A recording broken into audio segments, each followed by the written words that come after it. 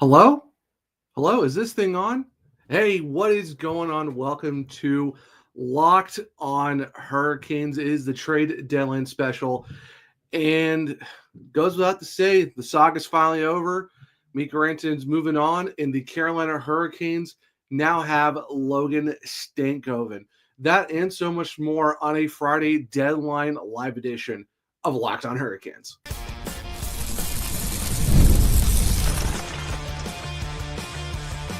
You're Locked on Hurricanes, your daily podcast on the Carolina Hurricanes. Part of the Locked On Podcast Network, your team every day. Welcome to a Friday edition of Locked on Hurricanes, the trade deadline special, part of the Locked On Podcast Network. Thank you to the everyday for making this your first listen of the day. 5 days a week, Monday through Friday, talking everything about your Carolina Hurricanes. I'm your host, Zach Martin, the credentialed Carolina Hurricanes beat writer over at the Hockey Writers. I do some NHL content at the Calder Times, also some baseball stuff at Cover in the Corner, co-host of the Searchcast, which is a weekly Carolina Hurricanes podcast, along with all my duties here at Locked on Hurricanes.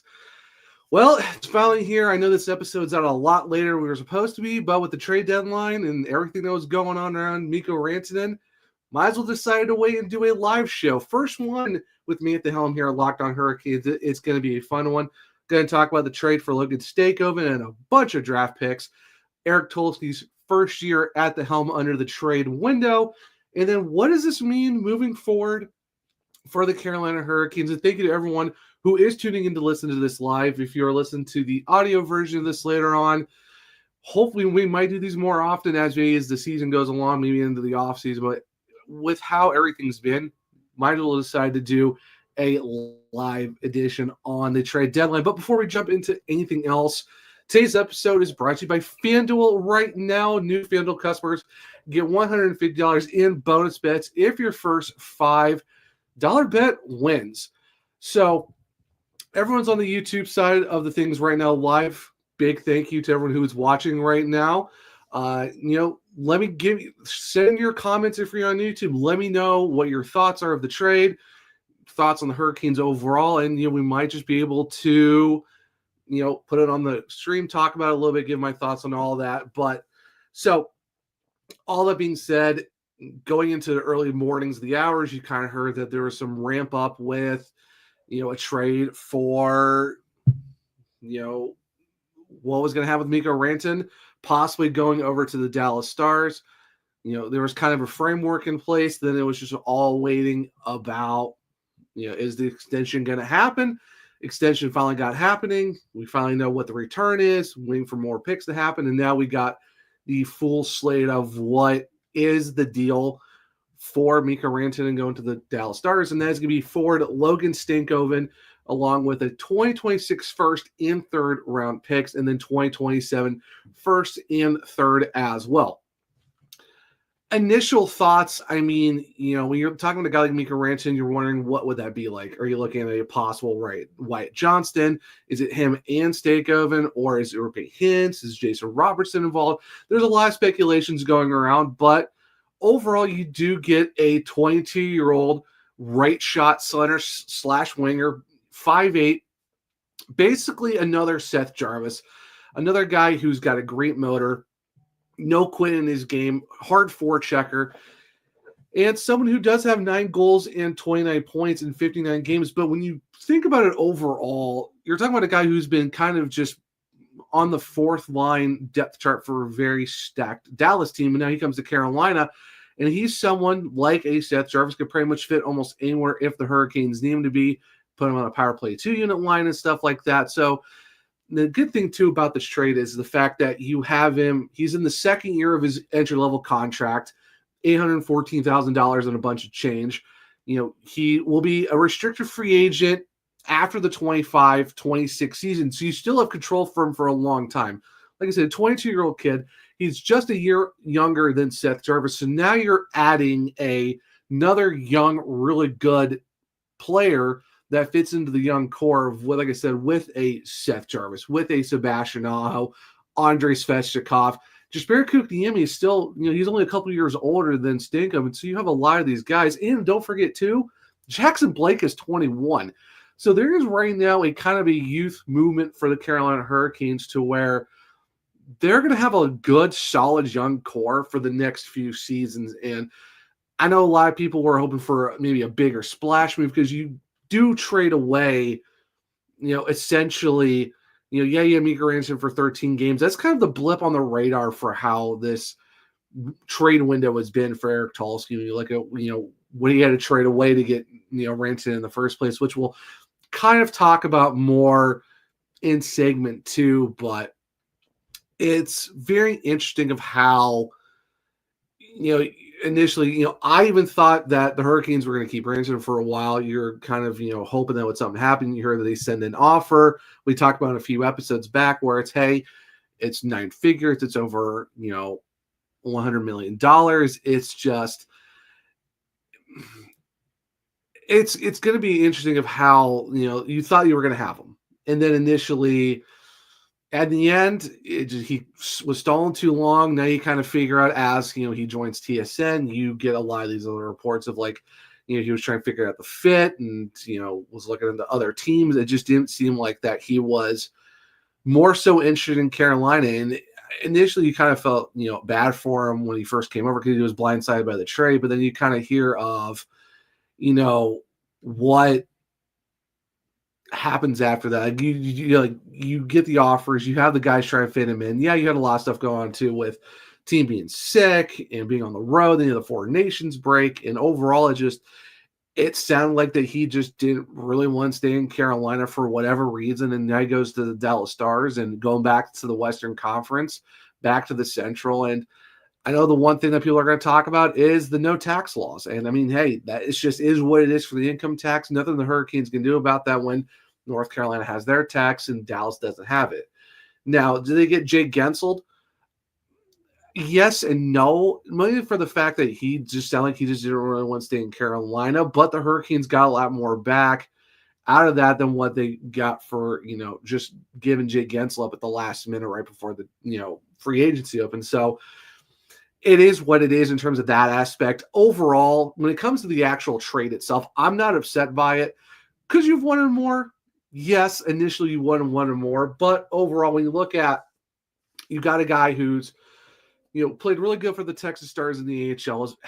He's been playing pretty decently for the, Dallas Stars too. Less than 90 games.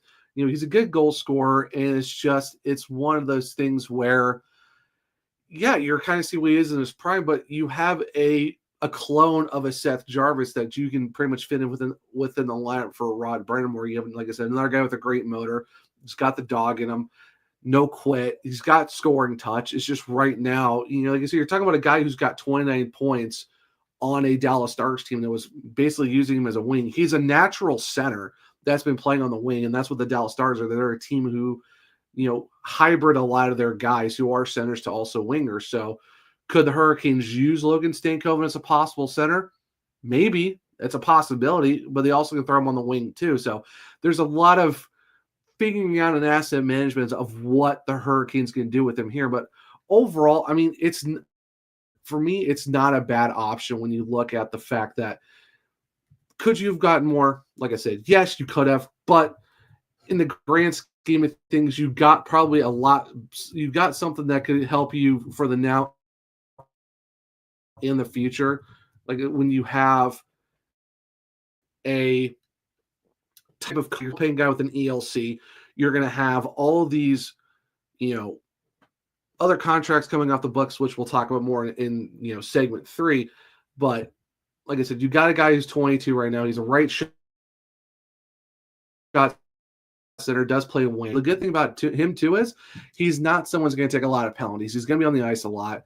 His good, when you look at the Corsi stuff, it's, for his percentage, 52.9, and you look at his Corsi as well, it's a 53.20. So when you're looking over 50%, there's a lot more good stuff there's a lot more possession when he was on the ice. And, there's a lot of clips going around last year, when he had like 20-something games with the Stars and going into the playoffs, he was someone that was very physical, someone who's not afraid to throw the body at 5'8", has, the tenacity to go and, forecheck the puck really hard and do all the things that are necessary. So in the end, I think you got a deal that makes sense of someone who fits the system, someone who's young, someone who can fit in with the rest of the young core as well. So, like I said, you can't be mad at the fact that you've got a KK at 24, a Seth Jarvis at 23, Logan Stankoven at 22, who's going to be 23 at the end of next season. Jackson Blake is 21. You're going to have Nikishin coming in next year. You got Scott Morrow as well, Bradley Nadeau. Like, there's a lot of great youth on this Hurricanes team that can really build up for what could be a bigger window, and especially with the contracts they're going to be coming off the books and the guys who they can go get this offseason as well. And the fact that does help too. And you have Jacob Slavin under 6.5, Seth Jarvis under 8. Sebastian Aho's contract is really, really doable as well, and Andrei Sveshnikov. So there's a lot of stuff going on as well.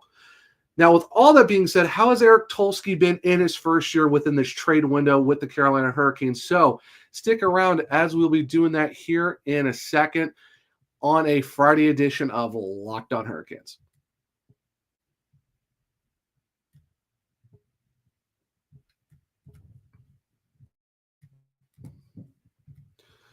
When the game tips off, the NBA action is just getting started, and there's no better place to get on the action than FanDuel, America's #1 sports book.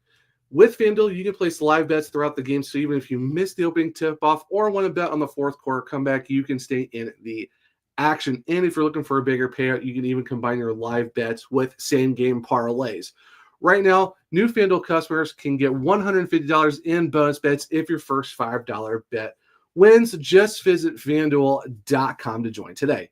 That's FanDuel.com for your shot at $150 in bonus bets.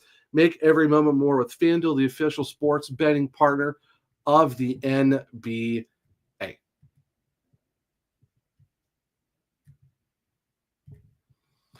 Welcome back to segment 2 of Locked On Hurricanes, your team every day.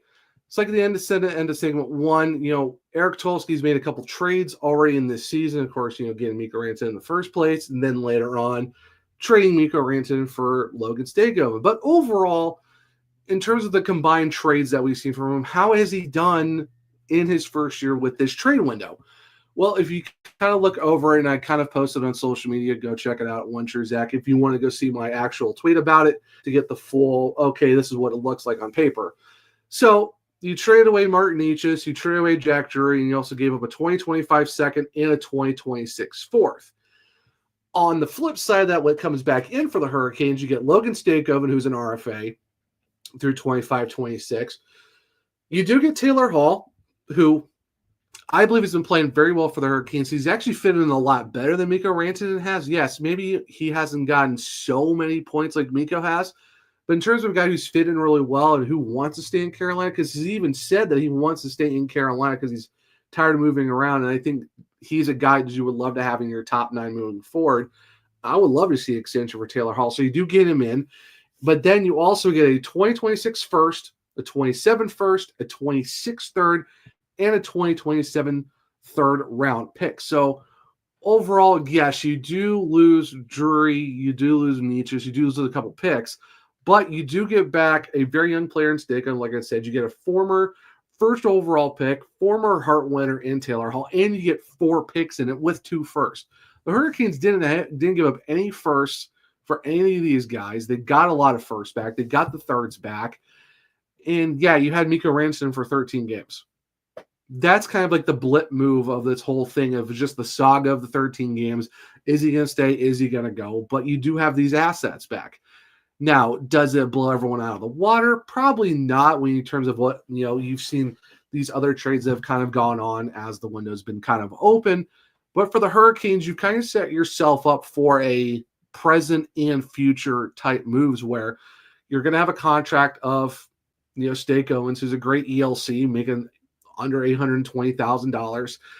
He's, like I said, locked up through next season. You can give him an extension, which I think is more than likely going to happen, especially, the fact that he's so young. He's going to fit in so well with the system. And then you look at, if you extend Taylor Hall, I mean, and right now he's making $6 million for this season, but if you extend him for like a 3x3, maybe even 3x4, I don't think that's really a bad deal for a guy who's, he's in his 30s, but he's, he has been, every single game he's been in for the Hurricanes, he's been on it, making a lot of chances. He's been standing out a lot. And I think that, having him with the leadership and the veteran presence that he brings and just the tenacity that he has. Yeah, maybe he's not the prime Taylor Hall who won an MVP with the New Jersey Devils, but he's still someone that could fit in really well to the system, which he has shown. So you give him a solid contract, that's not bad at all. And in terms of the picks, yeah, they're 2026, 2027. So you're not really going to see those get done in a couple seasons. But if you think about it too, that's some draft capital that the Hurricanes could work with, or they can use it for other trades too. So yeah, maybe with the trade deadline being closed, there could be maybe some off-season stuff they can do with these picks, or maybe they actually do use them, or they just use them for next season. So it's like, yeah, you won't see these picks really get used if they use them in a draft, but it is some capital that you could use in the future. So yeah, while they weren't anything getting done right now for the trade deadline, it doesn't mean that there's not something that could happen for the Carolina Hurricanes as well when it comes to that. So for Eric Tulsky, yes, you gave, like I said, you gave a couple guys, you gave up some draft picks, and you did eventually trade Mikko Rantanen.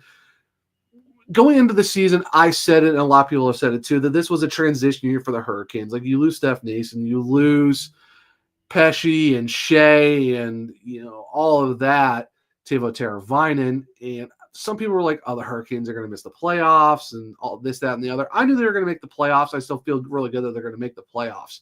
But this was a transition year. I think a lot of people saw that. And, yeah, they'll make the playoffs, but are they going to win the first round? I don't know. Maybe. I guess we'll have to see how that plays out. But at least, they're going to get there for their seventh time as long as, they keep fighting hard and, give us the 60-minute effort you saw against, the Detroit Red Wings, earlier this week. But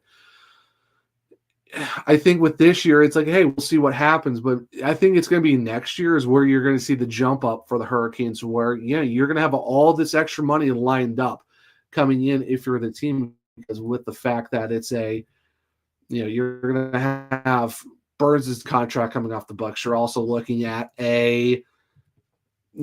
with Orlov and Anderson and Roslovic and all these other contracts coming off the books.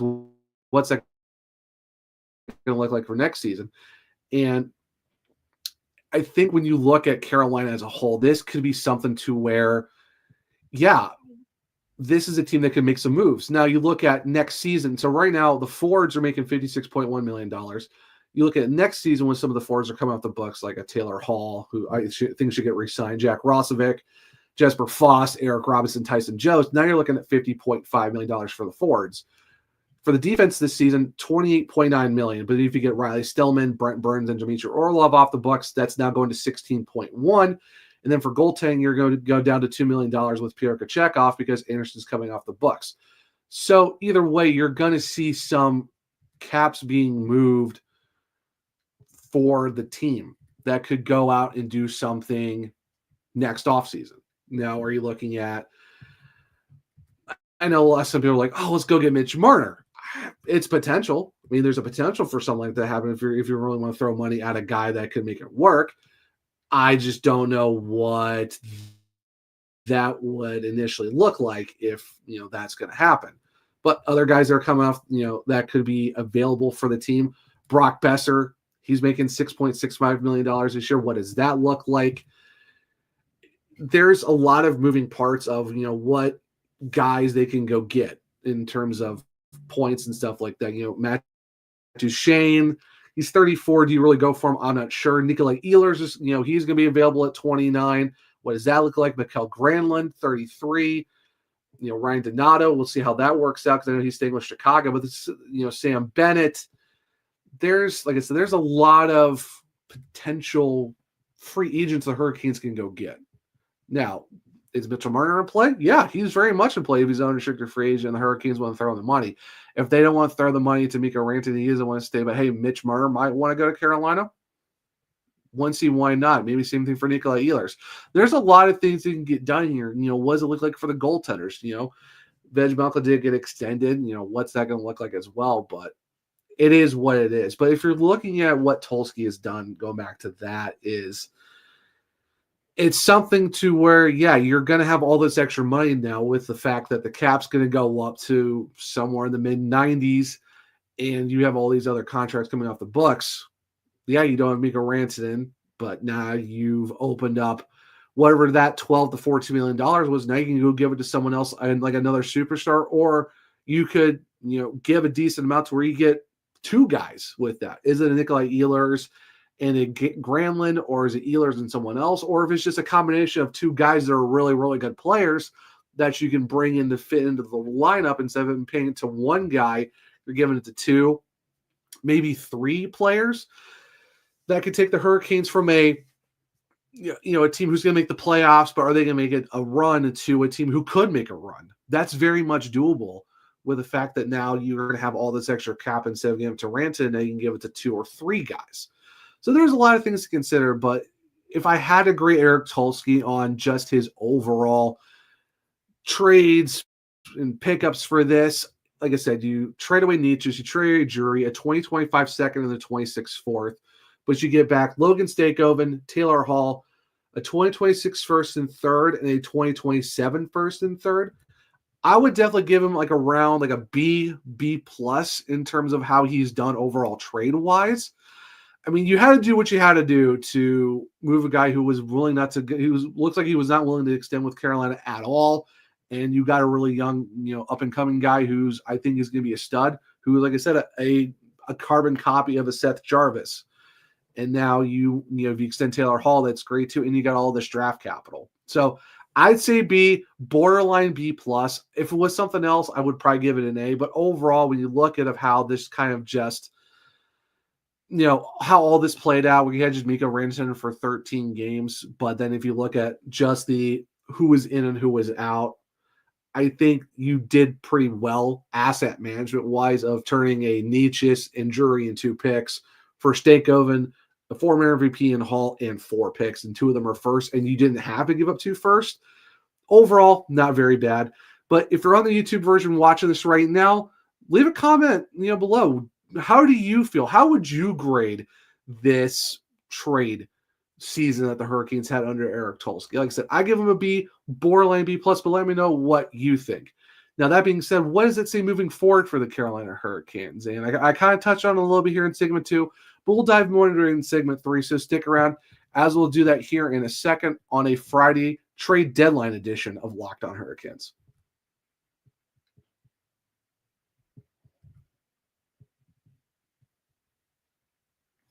Welcome back to segment 3 of Locked On Hurricanes, your team every day. Now, like I said in segment 2, this is, what's next for the Carolina Hurricanes. I gave them a B, borderline B plus for Eric Tulsky in his first year doing all the trades and stuff that happened. We know we got Logan Stankoven. Yeah, you traded Mikko Rantanen. He wanted a TSN, and I think kind of really buried himself with the Colorado and Hurricanes fans to where it's a situation where both fan bases are like, well, dude, you could have signed that contract in both of these cities, and instead you take less than what you could have gotten in either Colorado and Carolina. You go to Dallas. So I'm really curious to see what Dallas Stars, not Dallas Stars, but what Colorado Avalanche fans think and what Hurricanes fans think of, like, okay, you went and got this guy, you try to make moves for him, and he was just kind of just stuck in the mud, and then eventually goes and makes less than what he was offered. And like I said, I know state tax is definitely going to be a huge thing, but what are the other assets? Because he was talking about fit. What does that necessarily mean? But it is what it is. But past that, what does it mean for the Carolina Hurricanes? Well, like I said, now you got a very young guy in Logan Stankoven, who I think is going to be a really good player in the future. He's only 22. He's going to be 23 by the end of his ELC. Not even hit his prime yet, but he is another Seth Jarvis-like player. You get Taylor Hall, who's a former MVP. You extend him, great. That would be fantastic to keep him as well. A guy who would be really great in the top 9. You got all this draft capital. Yeah, you give up a second, you give up a fourth in 25 and 26, but now you pick up a first and third in 26 and 27. So now for the rest of the season, how does it go? Well, it's a big question mark. Because this team is going to make the playoffs. They've been playing really well as of late. Boston wasn't the greatest game. It was very ugly. Seth Jarvis even said it, but hey, you got the win. 3 straight wins. Your home record is still really great. Road record definitely need to get better, but for all intents and purposes, this team is going to make the playoffs. Past that, who really knows? Do you see them going for their 7th straight first round win? I don't know. I'm curious to see how that works out. I think they have an opportunity to do it if they play the New Jersey Devils, who kind of really didn't too much either, in my opinion. Maybe have a solid shot. Is it the Columbus Blue Jackets, who are in a wild card spot, who have been kind of making a charge on the Devils? There's a good possibility that could be a series too, and you're hopefully you don't get the weird shenanigans that happen when every time the Hurricanes go to Columbus and they lose in a shootout. But if you get one of those two teams, I think you're feeling pretty good about your first round. If it's anyone else, if you drop to a wild card spot or however else it plays out, who really knows? But if it's the Devils or if it's the Jackets, I still think you're kind of feeling good about yourself of getting out of a first round. Second round, it's going to be a different situation. Do you get the Washington Capitals and whoever they eventually face as their first round opponent, depending on which wild card slot they get? That will be a very interesting bridge to cross when we get there for the second round. But I still have a good feeling about the Hurricanes overall when it comes to the first round. I think they're going to have a good, solid chance of winning it again for their 7th straight time. It's just will be a little bit of a struggle compared to certain years. I would probably think so. But I still feel really good about it. I'm still feeling optimistic that this team will be good in the first round when they make the playoffs. It's just after that, who really knows? Now, after that, like I said, I kind of talked about it in segment 2, where you're going to have a lot of these contracts coming off the books. Like I said, Burns, Orlov, Anderson, what do you do with Roslovic? What do you do with Robinson, Faust, and all of them? That's kind of the big question. I like Jack Roslovic, but he's only scored 2 goals in 2025. Do you bring that back, or do you see what else is available? Because there's going to be a lot of UFAs that I think you can bring in that make around the same money that could be a little bit more consistent. I like Eric Robinson's game. Yeah, he's got career stats across the board. Someone who's really fit the system well, and his underrated speed has been really great. So I'd say you keep Eric Robinson. That'd be a great move. You keep Taylor Hall. Those are 2 great guys to have. And Hall and Robinson, you move that forward with some guys like that. And then you look at, also of, you look at the defense. You're going to get probably Morrow next year. You're going to get Nikisha next year as well. And that's already added to the fact you're going to have Walker, Slavin, Gostisbehere, and Chatfield. The defense, I think, is still going to be really good next year. Goaltending, that's also going to be a big question mark of with Anderson leaving. Who do you kind of bring in? Vejmelka got an extension. Spencer Knight got traded to Chicago, so he's going to be there for a bit, but Arvid Soderblom, how does that work out for him in that situation? What other goalies could be available? So that's going to be a big, question mark of what do you do with the forwards? What do you do with goaltending? Because the defense kind of seems pretty much on it right now.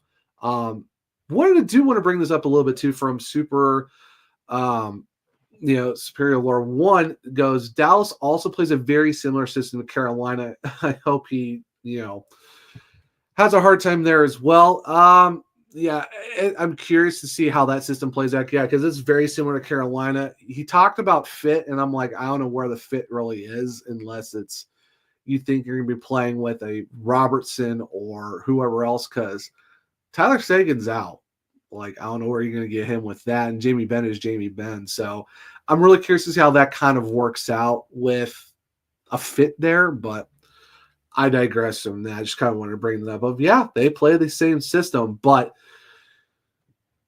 I think overall, like I said, with the future, you can definitely see a lot more additions of money that you can get from certain players because, now you're not giving $12.75 to $14 million for Mikko Rantanen. Now you can go and get 3 guys with that same amount of money. Plus, like I said, too, with the cap going up from 88 to 93 to $95 million, you're giving yourself a $5 to $7 million boost of opening up to get other contracts because Morrow and Nikishin's contracts aren't going to take up that much space.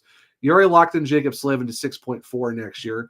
Jarvis' contract is very good. So is Aho. So is Svechnikov's and KK's. And Jordan Stahl's contract's great too. And you got Chatfield and Martinook for 3 each. And I mean, even, with Sean Walker and Shane Gostisbehere making under 4, and let's not forget too, you're also going to have William Carey coming back next season for making $2 million on the next 5 years of his deal too. So it's going to be a very interesting how they're going to make this offseason work. So yeah, Kevin Wolford, even this was always going to be a retool year, I wish there was more that could have been done to help this year. Very understandable. I know a lot of people kind of wish there was more done, even in a transition year. I mean, it's a trade deadline. Was it very high leverage for the Hurricanes? Not really super high, but they got something that's, really good for the now and the future in Logan Stankoven. I think the Hurricanes are going to, he's coming from the same system as Dallas. Like I said, he's like another Seth Jarvis. Where does he fit in? I think you pretty much put him anywhere in the lineup, preferably top 9. How do they figure that out? And because Seth Jarvis is going to be on the first line now, it's just who do you put up there? Svetch, do you put Taylor Hall there? How do you work that out? Maybe you do put a Stankoven or however that works out. But I think you put Stankoven in a spot where he can succeed with this team. Power play 2, however that works out. But now in the future, I think Stankoven's a good addition to the team. Like I said, you look at the offseason with all these contracts coming up, who could be available. I think the Hurricanes are going to make their big moves. The Hurricanes are always a team that make really huge moves in the offseason. This year, they did a little bit more than that. They got Mikko Rantanen back in January. They flip him for Stankoven and a bunch of picks. But we all know the offseason is kind of like their bread and butter. And I think this is where it's another season of you wait for the offseason. And with a lot of guys who are going to be unrestricted free agent, like I said, Ehlers, Marner, Granlund, all these other guys, there could be a lot of swinging going on from the Carolina Hurricanes with all the cap, all the cap space they're going to have. And don't be surprised too if you see some offseason trades with all of this trade, capital they got as well. Because it said 2 firsts and 2 thirds and 26 and 27. Don't be surprised if those are going to get flipped as well. So it should definitely be very, very interesting of how that works out. But that will do the episode of the Friday edition of our first live show. Thank you to everyone on YouTube who watched and for your comments. It really greatly appreciate that. Hopefully we do more of these, as the season goes along or even in the off season. But thank you for making Locked On Your Hurricanes your first listen of the day. For your second listen today, well, why don't you go check out Locked On NHL podcast, bringing you the daily league-wide stories that matter with the local coverage you love from Locked On. Find Locked On NHL on YouTube or even listen to podcasts. If you want to keep up with me, I'm at OneTrueZach on X. The podcast is LO_Hurricanes. I'm also on Blue Sky at DZacharyMartin. Wire link trees in all my bios covering the Carolina Hurricanes over at thehockeywriters.com. AHL coverage at the Caller Times. Even baseball at Covering the Corner. If you want to check out my other podcasts, well, it's the Searchcast on all podcast platforms and on YouTube. For this show, well, it's Locked On Hurricanes, Spotify, Google, Apple, iHeartRadio. Follow, subscribe, leave a 5-star rating and review because I might just read it on the show. For YouTube, well, it's Locked On Hurricanes. Subscribe, hit the bell notifications so you don't miss the show. Hit the thumbs up to let me know if you like the show as well. Share with other Caniacs so they become everydayers just like you. But I hope everyone enjoyed the Friday edition of Locked On Hurricanes for the trade deadline live special. I hope everyone enjoys their Friday and hope everyone has a great weekend. And until next time, as always, let's go Canes.